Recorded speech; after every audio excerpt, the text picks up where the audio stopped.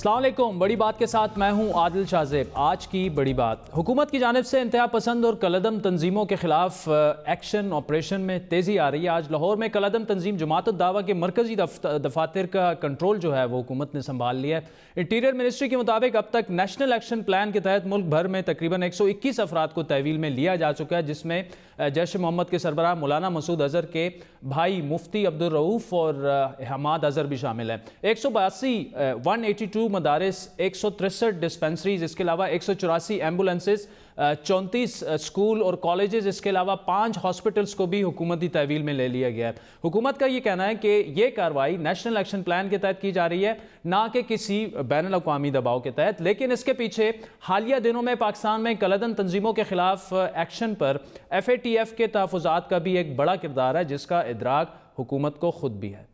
वेटफ है वो क्यों ज़रूरी है कि हम उसको कंप्लाई विद करें। अगर हम वेटफ को कंप्लाई विद नहीं करेंगे तो हम पर इंटरनेशनल सैंक्शंस आती हैं, और इंटरनेशनल सैंक्शंस का क्या मतलब है? बिजली फिर महंगी हो जाएगी, गैस और महंगी हो जाएगी, बिज़नेस और महंगे हो जाएंगे। लिहाजा हमने अपनी मईशत को भी सामने रखना है, हमने अपने मुल्क की हैसियत को भी सामने रखना है कि उसकी वक़ार बढ़ना चाहिए। ये कार्रवाई कितनी मौसर होगी? क्या पाकिस्तान पर उठने वाले सवालात इस कार्रवाई से ख़त्म हो जाएंगे? ये है बड़ी बात का बड़ा सवाल। लेकिन खुशाइंद बात यह है कि हुकूमत ने हालिया क्रैकडाउन पर अपोजिशन जमातों को साथ लेकर चलने का भी एक खुशाइंद फैसला किया है। हुकूमत का यह कहना है कि इस कार्रवाई की हिकमत अमली अपोजिशन जमातों के साथ मिलकर तय की जाएगी। वज़ीर-ए-आज़म या वज़ीर ख़ारजा की सरबराही में पार्लिमानी सरबराहों की कमेटी बनाने का फैसला भी किया गया। इस तरह से हमने तमाम इदारों को एक साथ लेके चल रहे हैं। हम समझते हैं अपोजिशन को भी साथ लेके चलना चाहिए। लिहाजा हमने ये फ़ैसला किया है कि जो प्रेस्क्राइब्ड ऑर्गेनाइजेशंस हैं, यानी जिन ऑर्गेनाइजेशंस को, जिन तंजीमों के ऊपर पाबंदियां लगाई गई हैं, उनसे मुतल्लिक जो स्ट्रेटजी है वो पार्लिमानी सरबराहों की मुशावरत से तय होगी। लेकिन क्या हुकूमत और अपोजिशन के दरमियान कलअदम तंजीमों के खिलाफ एक्शन पर इत्तेफाक राय हो सकेगा? क्योंकि सवाल उठ रहे हैं कि माजी की निस्बत यह कार्रवाई कितनी मौसर होगी। ऐसे में हुकूमत का अपोजिशन को साथ लेकर चलने का इरादा खुशाइन तो है, लेकिन क्या ऐसा मुमकिन है? मुमकिन भी है, खुसूसन ऐसी सूरत हाल में जब एक बड़ी पार्टी के रहनुमा पर खुद हुकूमती एक बड़े अहम वजीर ने मुल्क दुश्मनी का इल्ज़ाम जो है वो कल लगा चुके हैं। गुज़श्ता रोज़ पीपल्स पार्टी के चेयरमैन बिलावल भुट्टो और वज़ीर ख़जाना असद उमर के दरमियान इसी तनाजुर में ना सिर्फ सख्त जुमलों का तबादला हुआ, बल्कि बात आगे तक बढ़ गई। What happened to combating terrorist financing and terror-related money laundering? And, Mr. Speaker, what the hell is mainstreaming? How is it possible that we hang elected prime ministers but we can't put Kaladdam Tanzeemeh on trial? Bilawal Zardari साहब ने आज जो बातें की, मैं तफसील के अंदर नहीं जाऊंगा क्योंकि मैं वो बातें दोहराना नहीं चाहता। जो बयानिया भारत हमारे ऊपर इल्जाम के तौर पर इस्तेमाल करता है, मुझे इंतहाई अफसोस हुआ कि पाकिस्तान का एक मुंतखब आदमी वही बयानिया अंग्रेजी में सुना रहा था। आज बिलावल भुट्टो ने असद उमर के इल्ज़ामात पर एक बार फिर जवाबी ट्वीट किया। उनके मुताबिक वज़ीर ख़ारजा शाह महमूद कुरैशी ने उनकी यानी बिलावल की बात से इत्तेफाक किया। इसके बावजूद असद उमर की जानिब से उन पर मुल्क दुश्मनी का इल्ज़ाम लगाया जाना साबित करता है कि काबीना एक पेज पर नहीं। एक जानिब हुकूमत अपोजिशन को साथ लेकर चलने की बात कर रही है, दूसरी तरफ अपोजिशन सवाल उठाए तो मुल्क दुश्मनी के इल्ज़ामात लग जाते हैं। ऐसे में इत्तेफाक राय नामुमकिन नज़र आता है। हालांकि तीनों बड़ी जमातों फिल वक्त कलअदम तंजीमें जो हैं उनके खिलाफ एक्शन पर मुतफ़िक नज़र आती हैं। बात करेंगे वफाकी वज़ीर इत्तलात फवाद चौधरी साहब हमें ज्वाइन करेंगे। इसके अलावा सीनियर सहाफ़ी सलीम साफ़ी साहब हमारे साथ मौजूद हैं। साफ़ी साहब, थैंक्स फॉर जॉइनिंग अस।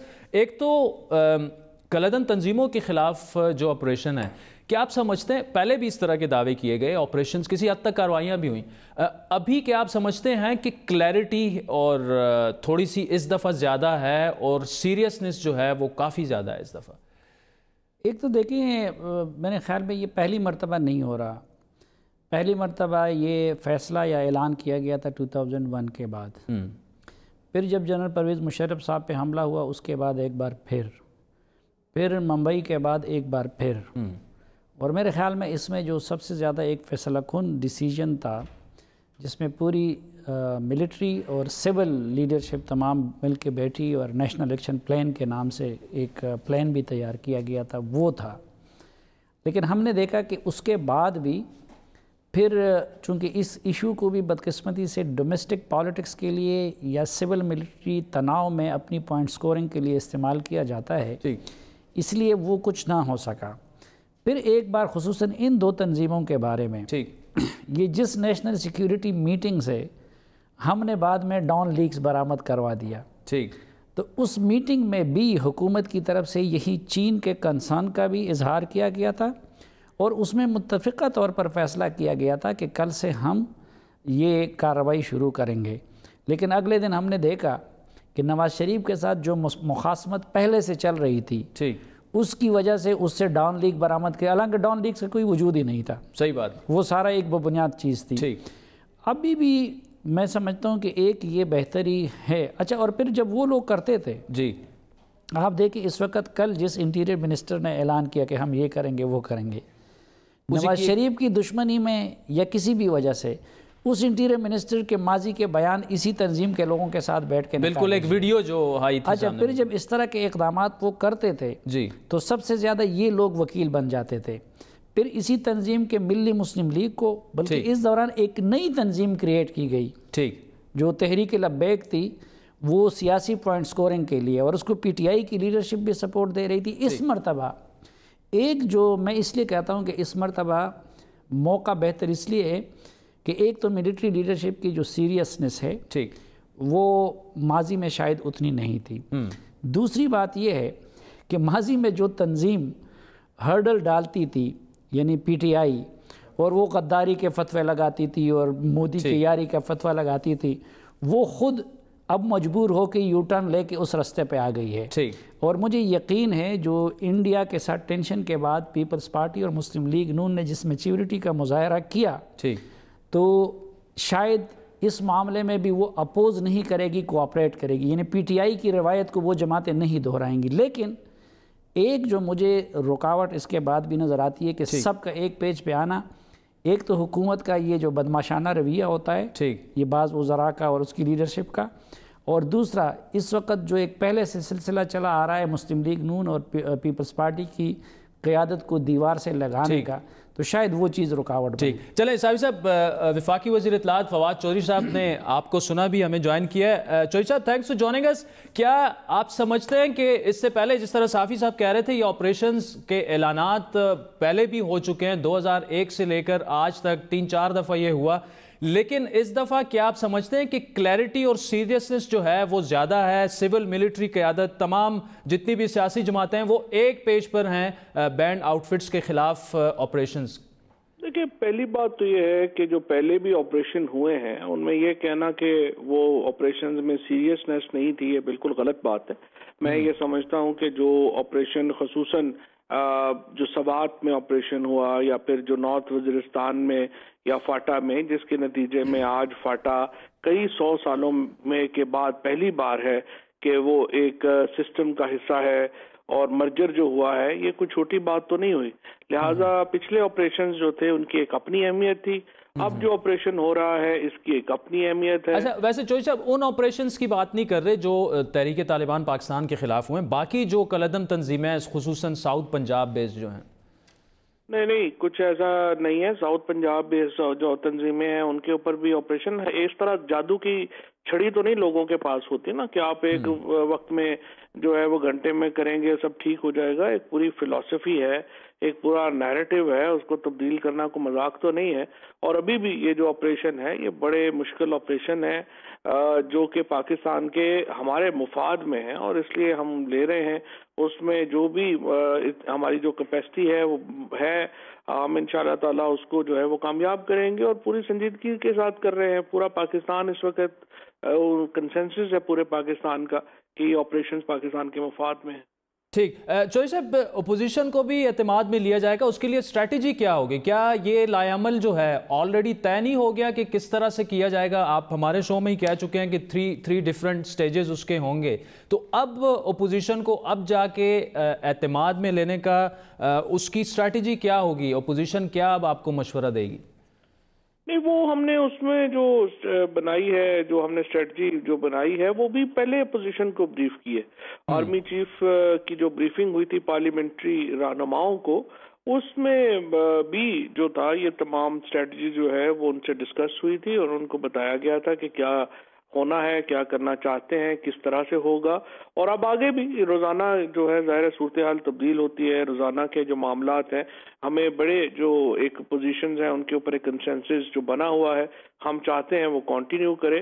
तो इसलिए ये आज जो प्राइम मिनिस्टर साहब की सोच है वो उसकी अक्कासी करती है। ठीक, चौधरी साहब, FATF का जो मामला है वो पाकिस्तान पर इंटरनेशनल प्रेशर भी काफ़ी ज़्यादा था कि बैंड आउटफिट्स के ख़िलाफ़ जो है आप ऑपरेशन करें। फिर मसूद अजहर साहब का मामला जो है वो अभी सिक्योरिटी काउंसिल में। क्या आप समझते हैं कि अभी ये जो ऑपरेशन हो रहा है उससे इंटरनेशनली जो हमसे मुतालबात किए जाते हैं कि FATF को क्या हम मुतमईन कर पाएंगे और खुसूसन इंटरनेशनल कम्युनिटी को मुतमईन कर पाएंगे इन इक़दामात से? मेरा ख्याल है कि जो इंटरनेशनल इस वक्त जो सपोर्ट है वो पाकिस्तान के लिए जिस तरह से है उससे एक सामने आती है बात कि वाक़ईतन जो दुनिया है वो पाकिस्तान के इक़दामात से मुतमईन है। और जिस तरीके से अमेरिका ने, यूरोपीय यूनियन ने, बाकी ममालिक ने जिस तरह से आज पाकिस्तान के मौक़िफ़ की पज़ीराई की है उससे साफ सामने आता है कि कितना अच्छा और किस तरीके से ये निज़ाम जो है वो आगे बढ़ा है। इसी जो स्पिरिट को इंशाल्लाह हम बरकरार रखेंगे और उसको आगे लेके चलेंगे। ठीक है चौधरी साहब, आखिरी सवाल आपसे, फिर साफ़ी साहब की तरफ आते हैं, उनसे भी तजिया लेते हैं इस पर कि अभी फ़िलहाल तो सामने जो चीज़ें नज़र आ रही हैं सिर्फ 2 तंजीमों पर फोकस रख के और ये इक़दामात और ऑपरेशन किए जा रहे हैं, लेकिन 70 तंजीमों की लिस्ट जो है वो नेक्टा ने प्रोड्यूस की, अभी ये स्क्रीन पर भी चल रही है। तो क्या ये दायरा कार जो है उनका इक़दामात का और ऑपरेशन का ये आगे जाके बढ़ाया जाएगा? नहीं, 70 में से ज़्यादातर जो है वो तो एक ही तंजीमों के मुख्तलिफ नाम बदले हुए हैं, कोई इतना वो उस तरह का नहीं है। जो मेन तंजीमें हैं वो सारी जो है वो ऑलरेडी उनके ऊपर कार्रवाइयाँ हो चुकी हैं। ये जो इस वक्त जो मामला चल रहे हैं ये इंशाल्लाह ताला काफ़ी कम्प्रिहेंसिव है और आप देखेंगे इसके बाद कोई इतना बड़ा मामला बचेगा नहीं है। इनको हम एक पूरी स्ट्रेटजी के तहत लेके चलेंगे और इंशाल्लाह बेहतरी होगी। ठीक, फवाद चौधरी साहब वफाकी वज़ीर इत्तलात हमारे साथ थे, बहुत बहुत शुक्रिया। साफ़ी साहब, क्या आप मुतमईन हैं? फवाद चौधरी साहब ने जो कहा कि जी हम तो बिल्कुल इस तरह कर लेंगे, लेकिन क्या आप समझते हैं कि आलमी बरादरी जो है या जिस वजह से हम ये ऑपरेशन कर रहे हैं वो हम पूरे कर लेंगे, वो जो हमारे जो भी मकासद हैं, अहदाफ हम हासिल करना चाह रहे हैं? आप मुतमईन हैं? मैं बिल्कुल मुतमईन हूँ। अच्छा, बहसीयत पाकिस्तान आप एक बाखबर तरीन और आजकल सबसे ज़्यादा मेहनत करने वाले सहाफ़ी हैं। Thank you. तो आपको हुकूमती स्ट्रेटजी का पता है कि हुकूमत क्या करना चाहती है, उसकी पॉलिसी क्या है कि इन लोगों के ख़िलाफ़ ताकत इस्तेमाल की जाएगी या इनकी मेन स्ट्रीमिंग की जाएंगी? इस पर तो कोई क्लैरिटी नहीं है हुकूमत की जानिब से। और ये सवालात जो थे फवाद चौधरी साहब से परसों भी हमने पूछे और हाँ। हुकूमती वज़रा से हम बार बार ये पूछ रहे हैं कि आपकी स्ट्रैटेजी क्या होगी। मसलन मैं कोशिश करता हूँ एक तालिब इल्म की हैसियत से इन तंजीमों के बारे में भी, लेकिन मैं ख़ुद इनके ख़िलाफ़ जो कार्रवाई का लफ्ज़ है ना, मैं कार्रवाई के हक़ में नहीं हूँ। मैं कहता हूँ कि इनका जो प्रॉब्लम है इसको एड्रेस किया जाए। मैं ज़ाती तौर पर मेन स्ट्रीमिंग के हक़ में हूँ। ठीक। और मैं इनको एक ये भी हैसियत देता हूँ कि भाई एक तंजीम, कुछ तंजीमें जिनको स्टेट ने इस रस्ते पे लगाया था, उसके एक बड़े तबके ने, ठीक है वो एक वक्त आया कि उनकी एक्टिविटीज़ और उनकी कुर्बानी मुल्क और इस्लाम के लिहाज से काउंटर प्रोडक्टिव हो गई। ठीक। लेकिन वो लोग नेकनीयती के साथ मुल्क की खातिर और इस्लाम की खातिर अपने तय वो ये समझते हैं कि हमने, किसी ने उसके लिए तालीम छोड़ा, किसी ने उसके लिए पुरताइश ज़िंदगी छोड़ी। तो अब एक तो ये कि ऐसा नहीं हो सकता कि आप सबको तह तह कर लें, और दूसरा मेरे ख्याल में ये उनके साथ ज़्यादती भी होगी और दुनिया में बहुत जगह पे हुआ है। अभी अफ़गानिस्तान में हमने देखा गुलबदीन हिकमतयार साहब की मिसाल कि उसको रियासत ने गले लगा दिया, उनको सब कुछ सपोर्ट भी दे दिया और उन्होंने अपनी पॉलिसी बदल दी। लेकिन आज भी हुकूमत, मसलन जिस तरह अगर आप जैसे जर्नलिस्ट को पता नहीं है, मुझे पता नहीं है, अपोजिशन को भी पता नहीं है, और शायद ख़ुद फवाद चौधरी साहब और शहरयार अफरीदी जैसे लोगों को भी पता नहीं है कि हम इस मसले को किस तरीके से एड्रेस करेंगे। क्या हम उनके साथ अफ़हाम तफ़हीम के साथ उनकी मेन स्ट्रीमिंग करेंगे, उनको रास्ता बदलने पे मजबूर करेंगे, या उनके ख़िलाफ़ हम ताकत इस्तेमाल करेंगे? ताकत के इस्तेमाल के भी 2 रास्ते होते हैं। एक ये कि क्या आप उनके ख़िलाफ़ केसेस रजिस्टर्ड करेंगे, या दूसरी ये तरीका हो सकता है कि आपने TTP के साथ जिस तरह किया आप क्या करेंगे, और मेन स्ट्रीमिंग के भी कई रास्ते हो सकते हैं। ठीक। तो अभी तक तो हुकूमत मुझे उस मामले में भी क्लियर नहीं नज़र आ रही। ठीक, मतलब क्लैरिटी का फुकदान उस पर। अच्छा साफी साहब, इसी से जुड़ा एक दूसरा टॉपिक भी है। आज जो अफगानिस्तान में अटैक्स वगैरह हुए और बड़ा एक उसे सिग्निफिकेंट इस हवाले से कहा जा रहा है कि अब्दुल्ला वहाँ पे थे, फिर करज़ई साहब वहाँ पे थे और नैरोली दे एस्केप्ड। इसको कैसे आप देख रहे हैं? एक तरफ जो है तालिबान से मुज़ाकरात भी हो रहे हैं, तो क्या ये उसको सबूताज करने की एक कोशिश हो सकती है? नहीं, देखें, एक तो ज़ाहिरी बात है कि उधर जंगबंदी पे इत्तेफाक नहीं हुआ है। मुज़ाकरात अपनी जगह पे चल रहे हैं और तालिबान की कार्रवाइयाँ अपनी जगह पे चल रही हैं और उनके ख़िलाफ़ हुकूमत की कार्रवाइयाँ अपनी जगह पे चल रही है। एक तो अगर आप देखें तो काफ़ी अरसे से अमलन नेटो फोर्सेस पस मंज़र में चली गई हैं। सिर्फ अफ़गान फोर्सेस को उनका एरियल सपोर्ट होता है और अफ़गान हुकूमत के साथ तो अभी तक उन्होंने मुज़ाकरात ही शुरू नहीं किए हैं। तो अफ़गान हुकूमत और तालिबान की तो जंग उसी तरह जारी है और अमेरिका के साथ भी उनका वो नहीं हुआ है।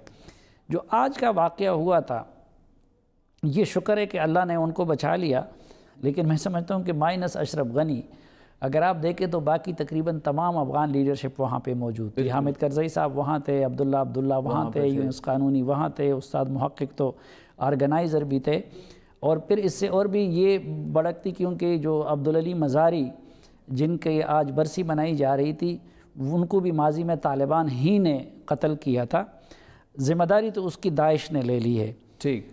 और एक उसमें एक नया तशवीशनाक मामला ये था कि आज वो बम धमाका नहीं था या सुइसाइड कार्रवाई नहीं थी, बल्कि रॉकेट अटैक था। ठीक। लेकिन ये शुक्र है कि वो जो ज़्यादा लीडरशिप थी वो तो बच गई।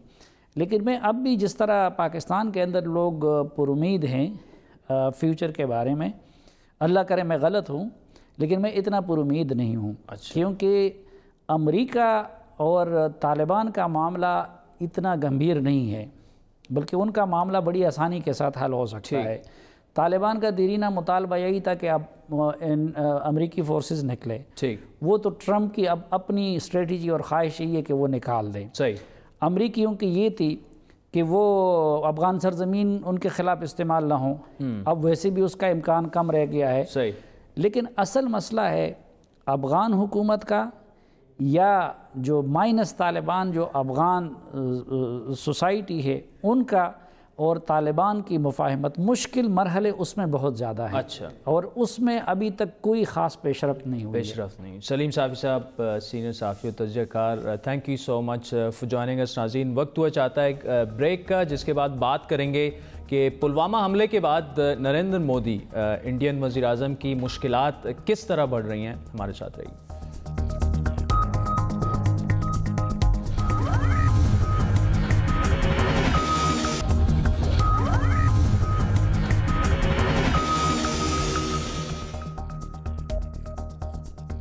वेलकम बैक नाज़रीन। पुलवामा अटैक से कबल भी Indian prime minister Narendra Modi की ख्वाहिश थी कि वो पाकिस्तान को आलमी सतह पर आइसोलेशन का शिकार करवाएं, लेकिन पुलवामा हमले के बाद मोदी की इस ख्वाहिश में मजीद शिद्दत आई। पाकिस्तान की सरहदों की खिलाफ वर्जी और खुली जारियत का फैसला मोदी के लिए एक ऐसी संगीन गलती बन चुका है जिसे इंडियन सियासतदान हो, मीडिया हो या अवाम, वो भुलाने के लिए तैयार नहीं। पाकिस्तान को दुनिया में तन्हाई के ताने देने वाले नरेंद्र मोदी की इंडियन इंतखाबात की वजह से अपनाई गई जारहियत की पॉलिसी से खुद इंडिया तन्हाई का शिकार होता जा रहा है। लेकिन अगर पाकिस्तान की बात की जाए तो सिर्फ 2 रोज़ में सऊदी वज़ीर ख़ारजा आदिल अल जुबैर के अलावा चीन के नायब वज़ीर ख़ारजा और लग्जमबर्ग के फॉरेन मिनिस्टर, उनकी पाकिस्तान आमद इस बात का सबूत है कि पाकिस्तान ने ना सिर्फ अस्करी बल्कि सियासी और सिफारती मैदान में भी इंडिया को शिकस्त दी है। ये it is a matter of pride for Pakistan कि हमने मिलिट्री डोमेन में उन्हें डिफीट किया, हमने डिप्लोमेटिक डोमेन में उन्हें डिफीट किया, हमने पॉलिटिकल डोमेन में उन्हें डिफीट किया। हमारा मॉरल अपर हैंड है उनके ऊपर, इससे ज़्यादा और क्या। और पुलवामा हमले से पहले नरेंद्र मोदी का नारा था कि अच्छे दिन आने वाले हैं, लेकिन शायद इस हमले के बाद नरेंद्र मोदी के अच्छे दिन तेजी से खत्म होने जा रहे हैं। राफेल तैयारों की डील में उन पर मुबैना करप्शन के इल्जामात से नरेंद्र मोदी तेजी से अपनी मकबूलियत खो रहे हैं। गुज़श्ता रोज इंडियन अटॉर्नी जनरल ने सुप्रीम कोर्ट में यह इंकशाफ किया कि राफेल तैयारों के मुआहदे से मुतालिक अहम दस्तावेजात चोरी हो चुकी हैं। इस सनसनीखेज इंकशाफ के बाद कांग्रेस के सदर राहुल गांधी ने दस्तावेजात चोरी होने की तहकीकात नरेंद्र मोदी से कराने का मुतालबा किया। क्लियर कट वहां पे प्रधानमंत्री का नाम आ रहा है, फाइल में लिखा है PMO is carrying out parallel negotiations. तो उसकी भी इंक्वायरी कीजिए, आप कीजिए, जो भी इंक्वायरी करनी है आप कीजिए, सब पे कीजिए, मगर प्राइम मिनिस्टर पे भी कीजिए। प्राइम मिनिस्टर ने राफेल डील को डिले किया।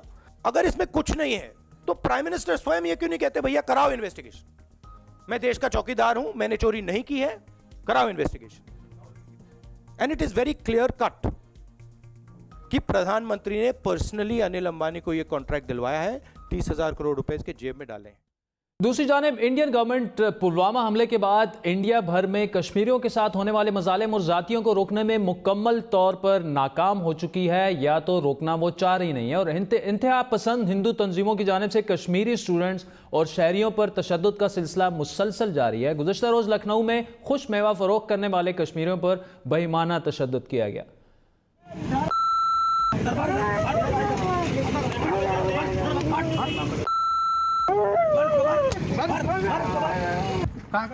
कैसे बोलूँ क्या जगह था?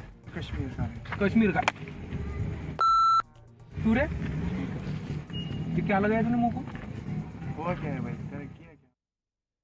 कश्मीरियों पर तशद्दुद की ऐसी वीडियोस अब दुनिया भर में गर्दिश करने लगी हैं। इन वाक़यात ने हुर्रियत कॉन्फ्रेंस के अलावा कश्मीर में इंडिया के हामी समझे जाने वाले सियासतदान भी ये कहने पर मजबूर हो गए हैं कि कश्मीरियों के साथ इंडिया भर में जुल्म हो रहा है।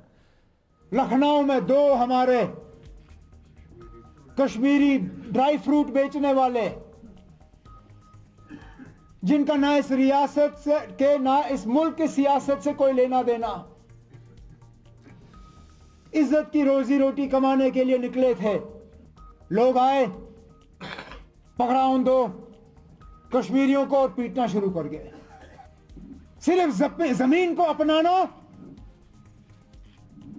वो काफी नहीं है, यहां के लोगों को भी अपनाना होगा।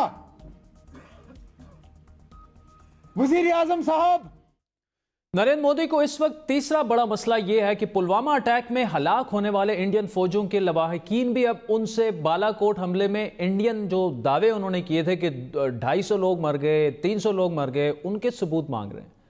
उन्होंने तो स्टार्ट में दिखा दिया कि हमने बम छोड़े हैं, लेकिन उधर का कुछ दिखाया तो नहीं। उधर हुआ कि नहीं हुआ कि ऐसी हवा में किया है कि वैसे किया है, प्रूफ नहीं है, तब तक हम कैसे मान सकते कि हमने हाँ कि उधर से हुआ है। अभी तक कोई साबुत तो नहीं मिला है, तभी तो यकीन हो जाए कोई साबुत मिले, बिना साबुत के क्या है। लेकिन इस सारे मसाइल में घिरी भारतीय जनता पार्टी के रहनुमा सवाल पूछने वालों को गद्दार और उनको तैयारों यानी जहाजों के नीचे बम की तरह बांधकर फेंकने की बातें कर रहे हैं। Are you any of you in this room subscribing to what Rahul Kanwar here is saying, trying to belittle our Indian armed forces and trying to prove them that they are lying? Is that what your intention is, Rahul? Absolutely not. Let me just clarify. I wonder where this world is, where this country is going if we're going to have this kind of thinking also. I think it's a matter of shame. मैं देख रहा हूँ कि पता नहीं क्या मानसिकता हो गई है। अगली बार जब भारत कुछ करे तो मुझे लगता है कि विपक्षी जो ये प्रश्न उठाते हैं उनको भी हवाई जहाज के नीचे बांध के ले जाएं, जब बम चलें तो वहाँ से देख लें टारगेट, उसके बाद उनको वहीं पे उतार दें, उसके बाद वो गिन लें और वापस। तो इंडिया में जो लोग नरेंद्र मोदी जी से सबूत मांग रहे हैं उनके साथ ये हो रहा है। इन तमाम उमूर पर बात करेंगे मारूफ इंडियन स्कॉलर और पीस एंड कॉन्फ्लिक्ट रिसर्च के प्रोफेसर अशोक स्वैन साहब हमारे साथ मौजूद है। प्रोफेसर साहब, thanks for joining us. India में जैसे जैसे इंतखाबात करीब आ रहे हैं वैसे वैसे मोदी पर तनकीद बढ़ती जा रही है। ये राफेल तैयारों का स्कैंडल और उसमें मोदी की मुबैना करप्शन के इल्जामात जो हैं वो तो इंतखाबात में ठीक ठाक नुकसानदेह साबित हो सकते हैं मोदी जी के लिए। देखिए, राफेल एक बड़ा स्कैंडल है और ये सबको पता है, क्योंकि राफेल के चक्कर में, राफेल में जैसे डिसीजन लिए थे मोदी ने और जिस डिसीजन में उसकी जो क्रोनी है अनिल अंबानी को वो राफेल खरीद करने के लिए जो मिडलमैन बनाया है, तो इसमें सबको पता है कि राफेल एक बड़ा स्कैम है और ये इलेक्शंस के पहले वो बहुत बड़ा इश्यू बन रहा था। जब इसीलिए वो एक इशू था कि मोदी को डाइवर्ट करना था दूसरे चीज को, Pakistan, particularly anti Pakistan relation को। अच्छा। तो ये अभी फिर वो चीज वापस आ चुका है। ये चीज सुप्रीम कोर्ट में कल वापस है, क्योंकि ये जो चीज, क्योंकि मोदी आज तक लड़ते जा रहा है कि अपने आप को दिखाते जा रहा है कि मैं एंटी करप्शन हूं, लेकिन ये जो राफेल डायरेक्टली उसको ही इम्प्लीकेट करता है, तो ये बहुत प्रॉब्लम होगा इलेक्शन के लिए उसको। और इसीलिए मैं बोलता हूं कि ये जब तक वो राफेल से डाइवर्ट करके उसको पाकिस्तान के तरफ नजर रख, इलेक्शन का जो अटेंशन वो पाकिस्तान की तरफ रखना। अच्छा प्रोफेसर, पुलवामा में जो इंडियन फौजी हलाक हुए थे उनके लवाकिन भी अब बालाकोट हमले में इंडियन दावों के सबूत मांग रहे हैं। बालाकोट में की गई जारियत अब मोदी जी के गले पड़ चुकी है तकरीबन।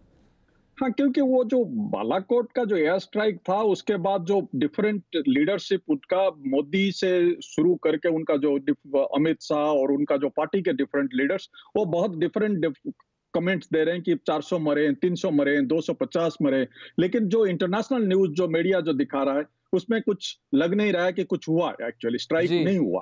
तो ये आहिस्ता लोगों को पता चल रहा है कि ये जो स्ट्राइक हुआ था वो स्ट्राइक का कोई जहां पे जो बोल रहे थे, जो क्लेम कर रहे थे, वो लगा नहीं हुआ। तो इसीलिए सब जब दूसरे अपोजिशन क्वेश्चन करते हैं तो उनको बोलते हैं वो एंटी इंडियन है, वो पाकिस्तान सपोर्ट से बोल रहे हैं। लेकिन जब जो पुलवामा में जो सोल्जर को वाइफ और उनका फैमिली जब इसके बारे में क्वेश्चन करे, वो डिफिकल्ट होगा बीजेपी को उनको एंटी नेशनल बोलने में। तो लेकिन ये क्वेश्चन तो आएगा और इलेक्शन के लिए ये बहुत जबरदस्त प्रॉब्लम होगा कि मोदी को बताने के लिए कि ये जो एयर स्ट्राइक हुआ वो सक्सेसफुल एयर स्ट्राइक। अच्छा प्रोफेसर, अब कुछ वीडियोस हमने अभी चलाई भी हैं, सामने आ रही है इंडिया में जो रहने वाले बेचारे कश्मीरी स्टूडेंट्स हैं, मेहनत मजदूरी करने वाले, उन पर तशद्दुद के वाक़यात में तेजी आ रही है, शिद्दत आ रही है। एमनेस्टी इंटरनेशनल ने भी उसको कंडेम किया है। एक तो यह कि उसमें कैसी तंजीमें, कौन लोग मुलव्विस हैं और इंडिया क्यों कश्मीरियों को तहफ़्फ़ुज़ देने में नाकाम है? आई थिंक ये जो लोग हैं ये बीजेपी की डायरेक्टली, और जो संघ परिवार है, जो संघ परिवार का जो सपोर्टर्स है वो डायरेक्टली इन्वॉल्व है। वो सब अच्छा। जो एंटी कश्मीर जो कश्मीरी जो ये चल रहा है चारों तरफ, पर्टिकुलरली नॉर्थ इंडिया में, वो सब बीजेपी के लोग हैं कि जो संघ आरएसएस के लोग हैं। तो ये एक जानबूझ के चल रहा है कि वो इलेक्शन के वजह से, मैं जब से बोल रहा हूँ कि वो जो एंटी कश्मीर फीलिंग और एंटी पाकिस्तान फीलिंग एक ही तरह का है उनके लिए, तो उसको एक ही दिखाने के लिए जितना तरह का वो कर सकते हैं इस टाइप का चीज, वो लगेगा कि वो कुछ कर रहे हैं। और ये दिखाने के लिए जितना एंटी कश्मीरिज्म दिखाएंगे, तब उनका जो आप बता रहे थे राफेल और जॉब इशूज और फार्मिंग इशू, ये सबसे अटेंशन डाइवर्ट होके वो कश्मीर तरफ जाएगा और पाकिस्तान तरफ जाएगा। तो अच्छा। ये ऐसे नहीं कि वो क्यों उसको रोकेंगे, वो उसको चाहते हैं कराने के लिए। वो उसमें अच्छा। डायरेक्टली उनका ऑर्गेनाइजेशन हाथ में है जो कश्मीरी लोगों के ऊपर अटैक हो रहा है, और ये चाहते हैं तो 1 सेकंड में बंद हो सकता है, ऐसे नहीं कि वो बंद नहीं हो सकता है। इंडिया में पुलिस है, रूल ऑफ लॉ है, वो चाहते हैं रूल ऑफ लॉ रखने के लिए, वो 1 सेकंड में बंद। प्रोफेसर, बार बार इंडिया में ये सवाल उठाया जा रहा है, आप जैसे अनिल, आप हमारे शो में 2-3 दफा ये कह चुके हैं कि anti Pakistan feeling, anti Kashmiri feeling जो है, जिस तरह पाकिस्तान के खिलाफ जारियत की गई, ये सिर्फ और सिर्फ ये सारी चीजें जो है, चूंकि इंतखाबात आ रहे हैं और मोदी जी इसको कैश करना चाह रहे थे, लेकिन उसके पुलवामा अटैक के बाद जो जिस तरह से बालाकोट में जारियत हुई और उसके बाद जो इंडिया को जिस तरह शर्मिंदगी का सामना करना पड़ा, उसके बाद जो इवेंट्स हुए, तो मोदी का एक जो इमेज था कि जी बहुत बड़े मजबूत सियासतदान है, वो तो बिल्कुल कम होकर ख़त्म होकर रह गया है। और ये जो फैसले इन्होंने किए थे मोदी जी ने कि जी मुझे इंतखाबात में इसका फ़ायदा पहुंचेगा, वो तो उल्टा नुकसान पहुंच रहा है उनको। लेकिन मोदी का जो इमेज क्रिएट किया गया है, वो एक मीडिया मैन्युफैक्चर्ड इमेज बना हुआ था। ये इमेज एक्चुअली उसको जो उसका पॉलिटिक्स जो फॉलो कर रहे हैं, उनको पता था कि वो किसी तरह का इंसान है, और लेकिन उनके मीडिया मैन्युफैक्चर्ड इमेज बना के लास्ट 4, 5, 6 ईयर से उसको एक वर्ल्ड लीडर जैसे बना दिए। तो ये चीज तो पता था कि वो उनके जो पॉलिटिक्स है, वो पॉलिटिक्स बहुत नीच तरह का पॉलिटिक्स है। वो यूजुअली उनका पॉलिटिक्स एंटी माइनॉरिटी है, एंटी ऑपोजिशन है वो नॉन डेमोक्रेटिक है, उनके पास जो उनका ना एजुकेशन है ना एक्सपीरियंस है वो चीज को करने के। तो ये तो एक मैन्युफैक्चर्ड इमेज था, उसको तो निकालना था, वो निकल गया। And I think it will be very difficult for him to get back that image for before the election. लेकिन इसीलिए वो anti Pakistan, anti Kashmiri feeling जब तक चल रहा है इंडिया में, वो पता नहीं कितना दूर तक ये सब चीज को छुपा के वो तरफ रहेगा जो इसके लिए इलेक्शन में फायदामंद होगा। लेकिन प्रोफेसर अशोक स्वाइन, मारूफ इंडियन स्कॉलर ने हमें ज्वाइन किया था। नाज़रीन, उनका जो आपने सुना उनकी बातें कि कश्मीरियों के खिलाफ जो मजालिम हो रहे हैं, जो उनको यूनिवर्सिटी से निकाला जा रहा है इंडिया भर की, बाहर निकाल के सड़कों पर चौराहों पर उनको पीटा जा रहा है। प्रोफेसर साहब का ये कहना था कि अगर इंडिया चाहे तो ये चंद मिनटों में ये चीज़ें रुक सकती हैं, लेकिन वो नरेंद्र मोदी के मफाद में है और वो ख़ुद इस चीज़ को हवा दे रहे हैं। एंटी कश्मीरी फीलिंग्स जो है पाकिस्तान में और एंटी पाकिस्तान फीलिंग जो है, क्योंकि ये चीज़ें उनको इलेक्शन में फ़ायदा पहुँचाएंगी। वक्त हुआ चाहता है एक ब्रेक का, जिसके बाद बात करेंगे बड़ी बात की, बड़ी खबर पर बड़ा action. Stay tune with us after the break.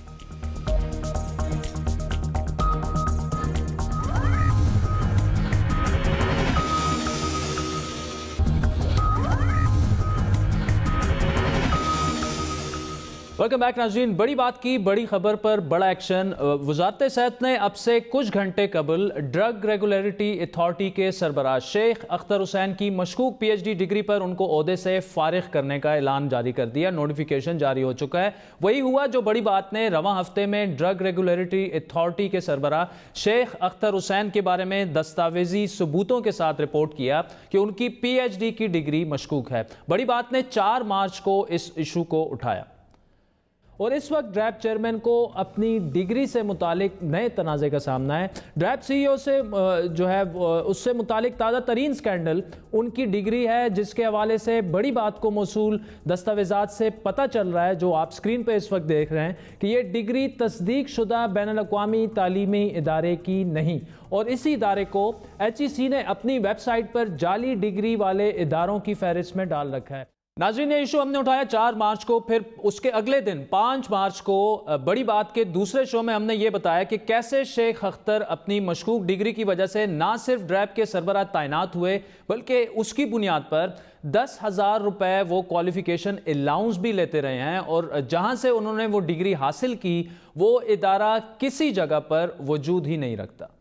आज सेनेट में वफाकी वज़ीर सेहत आमिर कियानी ने सेनेटर मुश्ताक अहमद खान की जानिब से शेख हयास की PhD की डिग्री के मशकूक होने पर सवाल के जवाब में कहा कि उनकी PhD की तस्दीक का मसला था, लेकिन उनकी डिग्री जाली होने की बातें गलत हैं। क्या सेनेटर मुश्ताक जो हैं वो वज़ीर सेहत के जवाब से मुतमिन हैं? नुमाइंदा खुसूसी हमारे रियाजुल हक से बात करते हुए उन्होंने जो कहा वो आपको सुनाते हैं। एक तो ये था कि उनकी डिग्री के हवाले से कि क्या वो जाली थी, तो उसका क्या हुआ। तो उन्होंने कहा कि वो कोर्ट के अंदर उसकी वो वेरिफिकेशन हो चुकी है, लेकिन मुझे उससे इत्मीनान नहीं है। सेनेटर मुश्ताक ने यह भी कहा कि वो उनके वफाकी वज़ीर सेहत के इस मामले पर जो उन्होंने जवाब दिया सेनेट में, वो उससे मुतमईन नहीं है और इसको आइंदा इजलास में फिर उठाएंगे। इस मामले पर बड़ी बात ने आज मजीद तहकीक की है और हम आपको ये बता सकते हैं कि ड्रैप के चेयरमैन का दावा है कि उन्होंने ओपन इंटरनेशनल यूनिवर्सिटी कोलंबो से PhD की डिग्री की, लेकिन ये यूनिवर्सिटी खुद श्रीलंका के यूनिवर्सिटी ग्रांट कमीशन से मंजूर शुदा नहीं है। ड्रैप की प्रेस रिलीजेज और दूसरे उमूर में CEO को डॉक्टर कहकर पुकारा जा रहा है। ये हम आपको दिखा भी देंगे कि जितने भी ऑफिशियल डॉक्यूमेंट्स हैं जो जिन तक हमारी रसाई हुई है बड़ी बात की, उसमें उन्हें डॉक्टर कहकर पुकारा जा रहा है। अगर वो डॉक्टर हैं तो इसका मतलब उन्होंने PhD की है, लेकिन उस PhD की तस्दीक नहीं हो रही और इस मशकूक डिग्री के बस काफ़ी अरसे से जो सरबराह हैं ड्रैप के, वो 10,000 रुपए का अलाउंस भी हुकूमती पाकिस्तान से वसूल कर रहे हैं। हमारे पास उनकी पे स्लिप भी है। ना सिर्फ ड्रैप के सरबराह, साबिक सरबराह, बल्कि वज़ीर सेहत आमिर कियानी ने उनकी डिग्री के हवाले से पूछे गए सवालात को अहमियत नहीं दी। इस पूरे अरसे में 3-4 दिन हम इसको कवर करते रहे इस इशू को। ड्रैप के सरबराह ने जैसे नैब में अपनी वफात के हवाले से गलत रिपोर्ट जमा कराई, इसी तरह अपनी डिग्री के हवाले से भी आला हुकाम और वजारत को अंधेरे में रखा गया। वज़ीर सेहत आमिर कियानी ने एक सवाल के जवाब में शेख अख्तर की डिग्री के हवाले से बड़ी बात के नुमाइंदा खुसूसी को क्या कहा, रियाजुल हक को वो देखते हैं।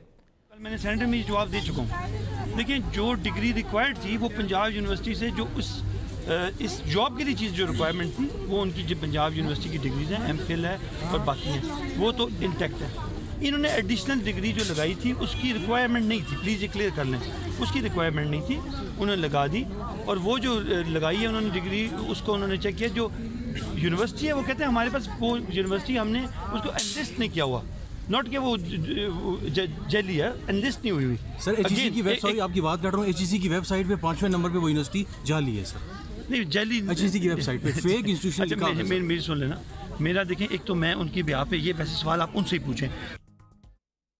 अब उन्हीं की वजारत ने बेबस होकर ड्रैब के सरबराह को आखिरकार उनके ओहदे से हटा दिया और उनकी जगह उनके मुकाबले में इंटरव्यू में दूसरे नंबर पर आने वाले आसिम रऊफ साहब को फ़िलहाल चार्ज दे दिया गया है CEO ड्रैग का।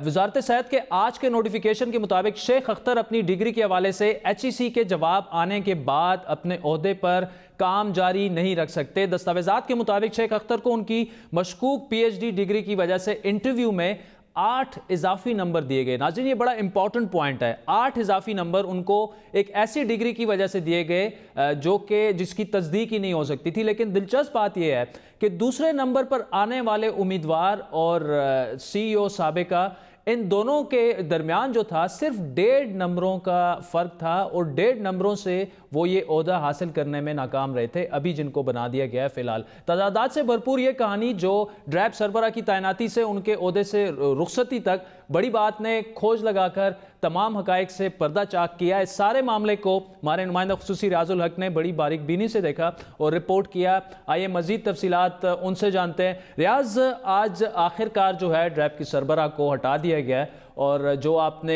एक्सक्लूसिवली 2-3 दिन जो है बड़ी बात के लिए रिपोर्ट किया, अभी ये मामला पहले तो मान नहीं रही थी गवर्नमेंट और अचानक उनको जो है फायर कर दिया गया।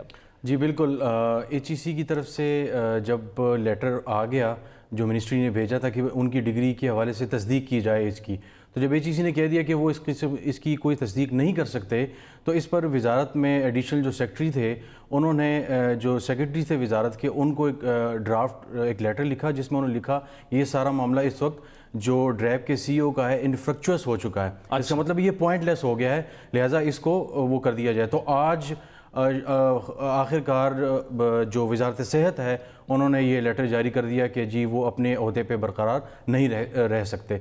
और इसके साथ साथ हमने ये भी पता लगाने की कोशिश की कि वज़ीर ने, हम जैसे देखा वो कियानी साहब बार बार ये कह रहे थे जी एमफिल रिक्वायरमेंट थी तो हमने एमफिल की वजह से इनको रखा है और PhD वगैरह जो है वो चूँकि HEC नहीं करती तो लिहाजा इस तरह मामला है, लिहाजा वो गोल मोल बात को करते रहे।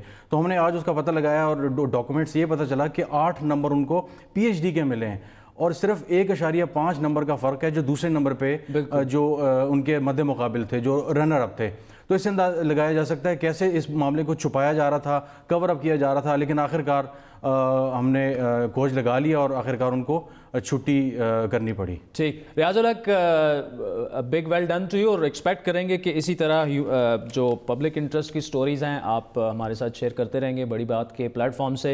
नाज़रीन, साबिक वज़ीर आज़म मियाँ नवाज शरीफ को हुकूमत की बड़ी ऑफ़र, जिस हॉस्पिटल जिस डॉक्टर से चाहें इलाज करवा लें, गैर मुल्की डॉक्टर से भी इलाज कराया जा सकता है और अगर नवाज शरीफ अपने डॉक्टर्स को बैरून मुल्क से बुलाना चाहें तो हुकूमत को इस पर भी कोई एतराज़ नहीं। मुस्लिम लीग नून की जानिब से हुकूमत पर साबिक वज़ीर आज़म के इलाज से गफलत बरतने के इल्ज़ामात के बाद आज वज़ीर आज़म इमरान खान की जानिब से पंजाब हुकूमत को खुसूसी हिदायत जारी की गई, जिसके बाद वज़ीर आला पंजाब के तर्जुमान ने 2 डॉक्टर्स और सहाफ़ियों के हमरा जेल में नवाज शरीफ साहब से मुलाकात भी की और उन्हें हुकूमत की ऑफ़र से आगाह किया। आज प्राइम मिनिस्टर साहब ने पंजाब गवर्नमेंट को ये हदायत जारी की है कि वो जिस किस्म का इलाज उनको चाहिए, जो डॉक्टर उनको चाहिए वो उनको मुयस्सर होना चाहिए। 3 दिन के लिए डॉक्टर्स की एक कॉन्फ्रेंस हो रही है रावलपिंडी में, जिसमें UK से, USA से, टर्की से और बहुत सारे दूसरे मुल्कों से कार्डियोलॉजिस्ट और डॉक्टर्स वहाँ पे मौजूद हैं। उन्हें ये ऑफ़र दी कि अगर वो बाहर के डॉक्टर्स से ही इलाज करवाना चाहें तो उनको रावलपिंडी इंस्टीट्यूट ऑफ कार्डियोलॉजी में उन डॉक्टर्स को लाया जा सकता है। उनके जो अपने फिजिशियंस हैं जिनसे उन्होंने लंदन में ट्रीटमेंट करवाया था, अगर वो उनको यहाँ बुलाना चाहें तो भी गवर्नमेंट ऑफ पंजाब को कोई एतराज़ नहीं है। बड़ा सवाल यह है कि नवाज शरीफ साहब की सेहत पर हुकूमत की जानिब से बड़ी पेशकश के बाद उनके इलाज करवाने में आखिर रुकावट क्या है? ऐसा क्यों है कि साबिक वज़ीर आज़म अपनी पार्टी और ख़ानदान की तमाम तर कोशिशों के बावजूद अपना इलाज करवाने हॉस्पिटल मुंतकिल नहीं होना चाहते? क्या इस मामले पर सियासत की जा रही है या फिर मामला कुछ और है? और अगर नवाज शरीफ साहब को बादले नाख्वास्ता अगर कुछ हो जाता है तो फिर उसकी जिम्मेदारी अब किस पर आयद होगी? क्योंकि हुकूमत ने तो बड़ी फराख दिलाना पेशकश कर दी है। यही सवाल हमने गुज़श्ता रोज़ मुस्लिम लीग नून की तर्जमान मरियम औरंगज़ेब से किया। उनका जवाब क्या था वो सुनते हैं।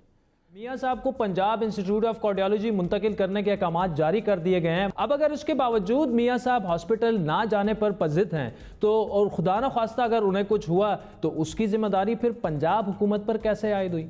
देखिए मैं बताती हूँ कैसे आएगी। वो इस तरह आएगी कि एक तो पहली बात, नवाज शरीफ साहब ये स्टेटमेंट किसी पे प्रेशर डालने के लिए नहीं कर रहे। अब इनको मालूम हो चुका है कि वाकई नवाज शरीफ साहब की तबीयत ठीक नहीं है और अब इनको तमाम हलचल शुरू हो गई है और तमाम अहकामात और प्रेस कॉन्फ्रेंसेस भी शुरू हो गई हैं, जिसके ऊपर आज की स्टेटमेंट नवाज शरीफ साहब की आई है और वो बात नहीं मान रहे। जो जुमेरात की मुलाकात है उनकी सेहत की वजह से उसको भी कल कैंसिल कर दिया गया है। कल वो किसी से मुलाकात नहीं करेंगे सवाए अपनी बेटी के और भाई के और हमजा साहब के और अपनी वालदा के। वो दोबारा उनको कन्विंस करेंगे। नवाज शरीफ साहब नहीं मान रहे। मुस्लिम लीग नून के मुताबिक साबिक वज़ीर आज़म ने अभी तक इलाज के लिए लंदन जाने की भी किसी ख्वाहिश का इज़हार नहीं किया और फिर इंतज़ार किस बात का है? वज़ीर आला पंजाब के तर्जुमान शहबाज गिल जिन्होंने आज नवाज शरीफ से मुलाकात भी की, उनके मुताबिक नवाज शरीफ साहब को गैर सरकारी सतह पर प्राइवेट इलाज करवाने की भी पेशकश की गई तो उन्होंने कोई मस्बत जवाब नहीं दिया और ऐसा महसूस हुआ कि वो अपनी ज़मानत की दरख्वास्त के फैसले का इंतज़ार कर रहे हैं। जो सीनियर सहाफ़ी गए थे उन्होंने उन्हें कहा कि अगर आप किसी प्राइवेट हॉस्पिटल में जाना चाहें तो उसकी भी हुकूमत से बातचीत की जा सकती है। He didn't show any positive response where we could assess that he wants to go to private hospitals. Seemingly इस टाइम सिचुएशन है उसमें वो अपनी बेल का वेट करना चाहते हैं, वो उसका वेट करना चाहते हैं और उसके बाद कोई और फैसला करना चाहते हैं। इस दावे में किस हद तक सच्चाई है इसका जवाब तो मुस्लिम लीग नून या फिर नवाज शरीफ साहब की फैमिली दे सकती है, लेकिन साबिक वज़ीर आज़म की सेहत पर सियासत ना तो मुस्लिम लीग नून को करनी चाहिए ना ही हुकूमत को करनी चाहिए। बड़ा सेंसिटिव इशू है ये। आज हुकूमत की जानिब से एक मस्बत और फराख दिलाना पेशकश की गई है जिसका जवाब भी मस्बत आना चाहिए। दूसरी सूरत में मुस्लिम लीग नून नवाज शरीफ साहब की सेहत पर के मामले पर जो है वो हुकूमत पर तनकीद का जवाब जो है वो खो देगी। आज के प्रोग्राम पर नाज़रीन आपके फीडबैक के मुंतज़िर रहेंगे। हमारा ट्विटर हैंडल है @बड़ी बात। मुझे मेरी टीम समेत इजाज़त दीजिए। खुदा हाफ़िज़।